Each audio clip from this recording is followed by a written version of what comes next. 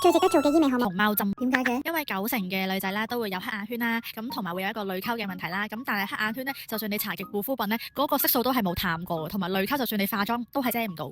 佢有咩用？首先佢有分1號同2號啦，1號咧主要係針對色素嘅，咁2號咧佢會有一個即時填充淚溝嘅效果啦，你係會即時見到淚溝粒嘅位置咧係變翻飽滿啦，咁你望落去個人咧就會冇咁潮水。咁基本上咧，我會建議咗客人用咗2號填充咗個淚溝先嘅，因為好多時客人以為嗰個黑眼圈或者淚溝好深啦，基本上其實你填完2號已經係會有一個改善噶啦。咁當你填完2號，你即時覺得個黑眼圈個效果都未係最好，都依然覺得個色素係好深咧，呢個時候你先至可以填1號咁樣咯。要做幾多次㗎？色素係比較難處理嘅一樣嘢啦，咁藥廠會建議你1個月1次，連續3個月，咁你就維持得會耐啲嘅。其實你每一次都會見到有明顯減淡嘅效果啦。打完之後，你要1個星期左右，佢係吸收得比較好嘅，咁你會見到佢已經係減淡咗啦。咁但係每個月嘅效果，佢都係疊加上去嘅啦。我自己都打過3次或以上㗎啦。咁其實依家已經冇流失得咁快㗎啦。安唔安全㗎？其實係好安全嘅，因為首先咧熊貓針嘅過程啦，佢呢個位置一個窿仔，之後咧醫生會用條長嘅導管，咁個導管係鈍嘅，咁就喺個窿仔入邊散型，慢慢咁樣鋪均勻咯。